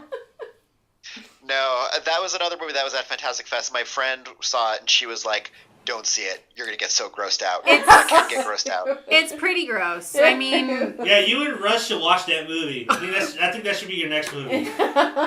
It's pretty ridiculous. We already watched We Are the Flesh. I don't know if you've ever seen that movie. No. That's quite a hard one in that regard. Is that the Mexican film? Yeah. Or the remake? Because there's a remake. Oh, no. There's something with a very similar title. Yeah. We Are What We Are. Yeah, that one. That's actually what I thought. That's what I thought the movie was. We Are the Flesh is different. What is that about? It's kind of feels like a performance art piece you're being forced to watch. Oh my god. It's like seems like we're in like a post-apocalyptic world where this brother and sister take refuge with a kind of crazy prepper kind of seeming guy who, it seems like he knows how to survive this world a little better than them. Mm-hmm. And he becomes obsessed with the idea of them fucking. And so basically he's just like, fuck your sister. Like, Ew. the whole movie, like, and you're just like, what am I watching? And then shit gets really trippy. And it's kind of like it feels kind of like I never know how to say his last name. Gaspar Noe or no? Gaspar Noe? No. No, yeah, the guy that did Climax. Gaspar Yeah, Noir. exactly. It feels like a kind of thing that he would make. Oh, like he's it's very, he's crazy. He does so really trippy stuff. lots of dick, lots of like screaming, kind of psychedelic. Dick and screaming. A hard experience. Okay. literally, yeah. Yeah. Yeah, the Greasy Strangler, I don't know, like if you're a fan of Adult Swim, like if you watched Adult Swim stuff and there's like a lot of old male nudity and oil and sex and just weirdness, it's like if Tim and Eric, it's like Tim and Eric with nudity, and it's just so, it's funny though, like it's really funny, but it's gross. It this way. It's gross. It's Trauma meets Adult Swim. Yeah. That's all you need to know. Yeah. You a big fan of Trauma? No, not at all. I hate it. Then you're not gonna like this movie. Then. Yeah. You won't like it. The lingo in it's funny though.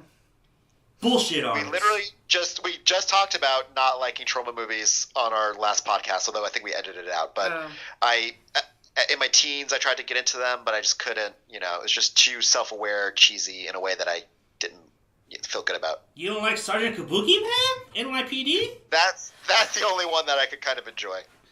That was awesome, man. Toxic Avenger? I always aspired to like that because I remember my brother telling me about it, and he was like, and they're getting points for like running people over, and I was like, oh, that sounds awesome. Oh my gosh, I saw that on disc. On the laser old disc? disc machines. Oh. You're like, no, I've never heard of those. Like, what are those? That's hilarious. All right, Shan, you need a shh. Let me see. Okay, anything else? Anything want to add? No? You're shaking your head. Why don't you say something? No, I'm just trying to... I'm nodding in silence. Yeah. Do you like the show Peep Show? Yes, the British one? Yeah, I love that show. Yeah. Never seen it. You never seen it? That's all I have to say. Johnny, you got to watch it. It's the funniest show of all time. I watch it way too much, and I'm like so obsessed with it. And now I'm on like my 8 millionth rewatch of it that I laugh at things in the background. I'm like, oh my god, do you ever notice that the flowers in the background, like I don't even see the surface level anymore? But I can't believe. Check it out. It's on Hulu. It's on Hulu. Peep Show? Yeah. Okay. We know what we're doing tonight, Shannon. Watching The Last Drive-In? Oh, that's right. Joe Bob Briggs is on tonight. Yeah. That's right. We're not going anywhere. Yeah. Wait, is it a new one on Shudder? Yeah, the weekly series starts tonight. Oh, wow. And I think he's going to do a tribute to Larry Cohen tonight, so I think it's going to be a double feature. Cool. I think it might be Q and God Told Me To. I want to see God Told Me To. That is a fucking insane movie. That's been on my list. That is so good. It gets weird, but well, that's the bike one, right? Where the guy's riding his bike and then he like falls, right? No, wait, which one? God Told Me To. Like strange things start happening, and there's this guy like in the like downtown of a city, and he's like on a bike, and then he like falls off. Isn't that God Told Me To? Yeah, because the dude shoots him from a fucking rooftop. Yeah, but I remember in college I saw that clip, and I'm like, this is wild. I gotta see this. So it's been on my list since college. Yeah. I think you should watch that. Do you know that Larry Cohen's sister was murdered? No. And very shady circumstances. How so? His sister was Ronnie Chasen, famous publicist. Oh. And there's a pretty good, I think, LA Weekly story about it. But she was killed coming back from like a event. So she was killed coming back from somewhere that everyone knew she was going to be at. Mm-hmm. And it was like a random carjacking. I can't remember the exact corner. I'm probably wrong, but I'm going to say Santa Monica and Doheny. But kind of a place where you're like, there was a random carjacking there. Yeah. Then when the LAPD went to get the suspect, who it was like, I think a random tip, mm-hmm. it was kind of in like a shitty hotel in Hollywood. I think on by the Hollywood Y, actually, I'm pretty sure. And the LAPD came in, and then as soon as he saw them, the guy allegedly shot himself. That's And trippy. it's very shady. That's sad. Was she? How long ago was this? Like the 70s, 80s?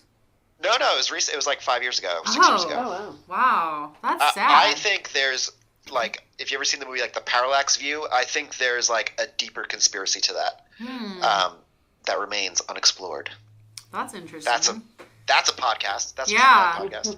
That's a podcast episode. I want to look more into that actually. Johnny, it's a podcast series. There you go. There you go. There you go.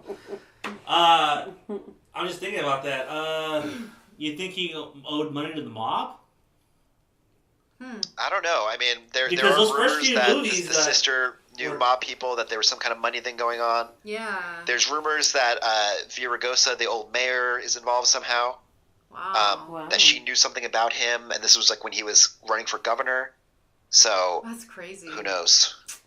Who knows how? Even just saying it on the podcast, we might all become targets. know. No, don't say God damn that. it. There goes my credit score. Yeah, right? God damn it. There Thanks, goes your Ed. credit score.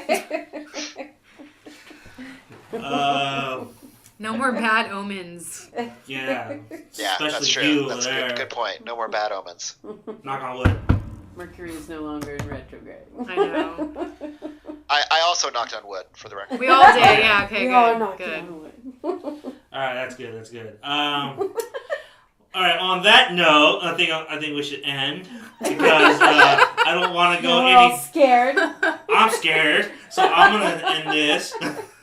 It's like when he was talking about the situation where you think you're okay, it's all cool, and then all of a sudden Right. it turns on you. Like- This was just an innocent podcast that no one listened to. Next we're gonna be on bikes. Next and we're all... falling Like off one of things. our like 3 listeners is like affiliated with that. Like, hey, I know that. Oh my god. One of Four of them are the 3 goners. listeners you mentioned is like, I can't believe this. I'm the killer of Larry Cohen's sister. These people are onto me. Hey, that sounds like a movie right there, actually. The Podcast Killer. Oh. God damn it. Yeah. Stop taking Yeah. my ideas. Hey, I'm the one that said Will you stop reading my notebooks, please? I actually have an idea about that, though. Like, where a guy kidnaps a group of podcasters who reviewed his movie and shat on it so hard that he snapped, kidnaps the podcasters, and he sits them around a table and makes them watch his bad movies. And they have to say something positive about it. If they don't, he kills them. So it should be that he tortures them. Oh, he tortures them then. Well, whatever. Who cares? But he does that, and then by the end, like, one of them is just like, yeah, it's a great movie. It's good, man. And he's like, I don't believe you. And he kills him anyway. wow, there's no hope. And then he kills himself. Sounds like a Lifetime, like a Lifetime movie. stalker movie. No, it'd be a Lifetime if the killer was a woman. Yeah, That was meant to be offensive, but okay, never mind. you can have like Shannon Doherty or Tori Spelling be like the killer. Have the guy that played the Greasy Strangler. Love it. Michael St. Michael? Oh yeah, he could be naked. Oh my god. Put on that paper mache just thing what? on him. Not to sidetrack, but what was that 80s movie you told me to watch where the guy is naked and kills people? Oh, Girls. 10 to Midnight. I need to see that still. That's an awesome fucking movie. 10 to Midnight. Okay, where can I watch that? It used to be on Hulu. Actually, it's on Prime right now. Okay. You have to rent it, though. Oh man. Have 10 to Midnight. you seen that movie, Ed? No, I never heard of it. You never heard of 10 to Midnight? Charles Bronson? No. Oh, No. That's an awesome movie. Highly recommend it. Screen Factory just recently put out a Blu-ray on it, so highly recommend it. And they show like full frontal? He's all in the dorm room with his like dingus all hanging out and shit, and just like chasing college girls. That sounds awesome. I'm gonna Fucking watch insane. that. Right? He's all covered in blood. It's like, what the fuck is going on? Let's remake that with Alexander Skarsgård. Boom. I think the problem with that though, that you couldn't make that with him, mainly Why? because he's. Because the girls would stop and be like, "Come get me." Yeah, Yeah. right? It'd be like the whole Bundy The effect, naked you know what I mean? guy walking. But then that'd be even more interesting because then he's like more sadistic and like wears them and then boom, kills them. Mm-hmm. Yeah. It's just it's my fantasy, okay? Shut Yeah, up. like, Obviously. yeah. Have you I like guys seen the Michael remake of Myers Straw because Dogs? he's hot. Yeah, well, that rape scene wasn't as crazy as the original, though. No, the rape scene was It pretty wasn't. crazy. Nah, the original rape scene, nah. You Anyways. just make us you didn't jump in on it. Speaking of the rape scene in Straw Dogs, I just want to recommend a random YouTube video I just saw. A documentary on the show You Can't Do That on Television. Ooh. There's this YouTube channel called Knickknacks where the guy is doing a historical overview of every Nickelodeon show ever. Mm-hmm. And the one on You Can't Do That Television is, I don't know if you should edit this out of the podcast because it's so random, but so good. That's my recommendation. What's it called again? You Can't Do This on Television? Did you ever watch that show as a kid? No. It was on Nickelodeon. Oh, it's like an iconic kids show. And this guy did a history of that show because the guy who made it, like, he made basically 7 versions of the same show that kept getting canceled and just kept making the same show again and again and again, and taking it different places, different countries. And the way that it evolved and the way that, like, the behind-the-scenes stuff with the kids, like, all worked out, it's really fascinating. Was that in the 90s or 80s? No, it's in the 80s. It's where slime comes from. Like, Oh, you Oh. Nickelodeon. That's right. Ooh. That sounds like a Snick thing, right? Snick at night. Right? Is that what yeah, except it predates Snick. They probably reran it on there though. Oh, really? Yeah, because Snick was a thing in '92 because that's when they 90s, showed yeah. Ren and Stimpy, Thunderbirds, and another show. I can't remember. Yeah, I still love Thunderbirds. Nickelodeon. Wow. Yeah, Remember that's that what I show? just said, Thunderbirds. Yeah. Yeah, I remember. that shit was awesome. Nickelodeon was like That's the old school. best in the 90s. Are It you afraid? was. Are you afraid of the dark? Doug, Rocko's Modern Life, Rugrats, Hey Arnold. Like those are all the best. Pete and Pete, Clarissa Explains It All. All those shows you named, I hate it all. What? Oh Are you my afraid God. of the dark? Are You Afraid of the Dark is cool. I'll give you that one. Clarissa, Yeah. like I hate that one just because na, it's na, na, na, na. just because of that theme song. It's Na, fucking na, na, hated. na. Yeah. It's like saying all that is pretty good. It's not. I wasn't into all that actually, but I I love. recently rewatched a lot of Are You Afraid of the Dark, and it's actually pretty fun to rewatch. You know which one's the best episode? Is the pool episode, the bloody thing in the pool. Have you seen that one? Oh yeah, that's one of the ones I rewatched. So scary. I'm trying to remember it now. Freaked me out as a kid. I wonder Yeah. if that's where It Follows got its idea from. Probably. It was reminiscent of it for sure. Yeah. Oh, So creepy. curious and curious. I like the prom queen episode too. That was a good one. You guys ever watched that one that was supposedly banned called Loverboy Lane or something like that? Loverboy Lane. It was like a movie. It was like one of the first TV movies that they made, but it was too scary that they couldn't re-air it at Part of all. Are You Afraid of the Dark? Yeah. No. Yeah, it's called Loverboy Lane. They only aired it once on Halloween night. Oh And they man. never re-aired it again. Can you find it anywhere? I think it might be on YouTube right now, but I in might shit wanna look it quality though. Oh. Have you heard of it? It's funny. This is like, no, I haven't heard of it, but I love that you're ending on kind of an urban legend. Yeah. Right? You gotta have to bring it back somehow. Full circle. Yeah, exactly. Damn, we didn't even talk about urban legends. We kind of did. Well, that's what happens. A little bit. We did it. We did a bit. Yeah, but that's Does that take place in Amityville? Or New York? Canada. Yeah, definitely Amityville in the greater New York area, and some in California. Yeah. I think. Wait, which one? The one you were just talking about. No, I think that one took place out in up north by Buffalo. Buffalo, New York? Yeah. Oh.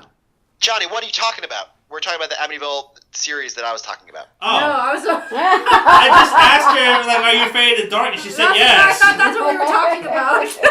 Oh, we're talking about Are You Afraid of the Dark? Sorry, now I'm an egomaniac connected to my own shit. I'm Oh just my kidding. God. It's funny because Oh my I didn't God. realize how Canadian that show was till I rewatched it. So it's all in Canada, I guess. Yeah, Goosebumps was too. What would I Google to find Loverboy Lane? I can't find it. Are you afraid? Are you afraid of the dark band episode? Okay. Was that like late 90s? Yeah, it was like in their third, fourth season, Oh, okay. and they aired it once, and then they never showed it again. And That then they sucks. showed it again in 2007. So why was it banned? Because they said it was too scary for kids. Oh.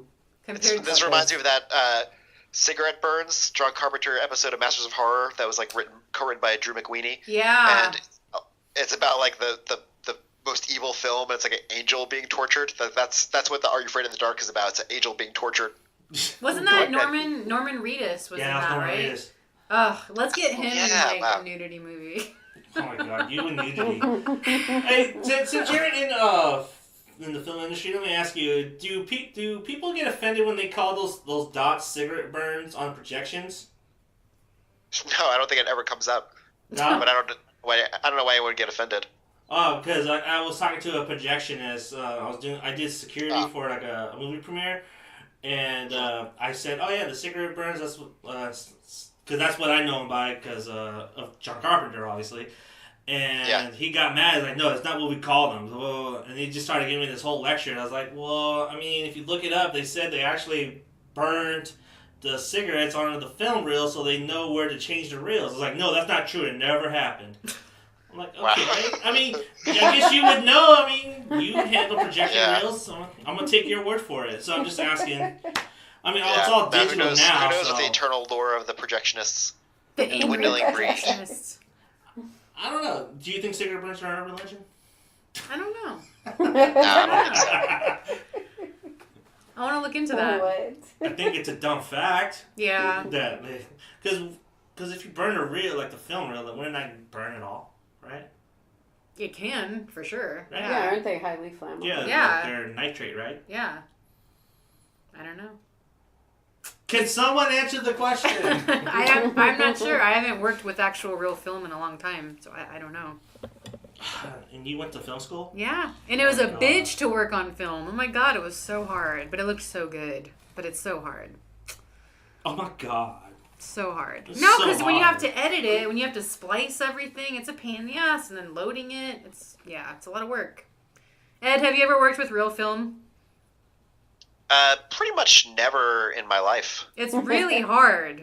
But it looks so beautiful, though. Yeah. But it's expensive. It's really expensive. I do always like when I see it, and especially I feel like in recent years there's been more uptick of like pretty small indies will do it. Yeah. But yeah, it does seem crazy. And I have some friends who have made recent movies on film, and I've been like, "Oh, I want to do that." How? And they're like, "Don't do it. Don't do it." It's so difficult. Yeah. All right, so I'm gonna. All right. I'm sorry, but my phone's dying. Oh my god, Draining yeah. battery. So as much as I would love to keep this going, Ed, I don't know. you got an open door policy. Please come back anytime you want, or if you I'll want be to there come. tomorrow. Unless He's like, never again. it's like unless this was just too awkward for you, like don't come back then. It's fine. You know. No, my life is awkward. This doesn't even compare to like my breakfast interaction. Well, In okay. terms of awkwardness. Okay. Now you gotta tell us that story. Yeah, now you gotta tell us. No. There's actually no story. Oh. It was just. I will say it was awkward when I was bowling alone earlier. Only because there was like an office party next to me and just me. And I thought I could make myself seem more normal if I like really like reacted to everything. So I was like a silent film actor. Like I was like, oh, that was a good one. Like really acting it out with my body. I was like, why am I doing this? Like, who's That was a here? bad move on your part. Yeah. You should have just stayed silent, just not reacted. But then I thought I seemed like I'm the killer, you know? Hey. Hey, at least it would have left you alone. Yeah, that's true. They probably would have moved over a lane. You should have acted like you were talking to somebody that was sitting, like, you're up next. Like, hey, Russ, come on, not bull. sitting Yeah. Yeah. Like schizophrenic like, or just something. to the bench. Oh, so is Russ really your alter ego? Is he like your Tyler Durden? First of all, it's Rusty. It's but Rusty. he's not my alter ego. He is my childhood friend, literally from childhood. I never Oh. see you guys in the same picture. So it makes me 'cause wonder if you're he like lives doing on both He lives voices. on Long Island still. Oh, okay. Makes sense. Okay. I thought you were doing the Tyler Durden thing on us when I was listening to your podcast. Like, you No. know what? No. All right. On that note, I'm gonna go. All right, cool. This is our. Great being here. Stick around real quick, Ed. I got a few more questions I want to ask you off air real quick. But you can find. Oh, do you want to plug anything before we leave? I would just say Archers of Horror podcast, and if we have changed our name, then fuck, I don't know what you're gonna do. You could find me on Instagram, Eddie D for me. A lot of people think it's Ed died for me, but it's Eddie D, the number 4 me. All right, and then you can also follow Archers of Horror on Instagram at the Archers of Horror podcast. Follow them. That way you get updates on the name change. Exactly. And maybe a shaved head. Yes. Yeah, we'll see how that works out. The new me is soon to be debuted. Well, I have to see what your hair looks like first. You could be deceived. A lot of people have been seeing photos lately, and they're like, "Oh, your hair looks fine." But I'm like, "That's just because I position myself under that light perfectly." Right. Gotta get that lighting. And then you guys. I carry a BB gun around with me. I just shoot out the lights above my head. So there's no glare. No glare on the shiny spot. Oh no, keep your hair. What are you talking about? Keep see. it. See, he's got like... It's just...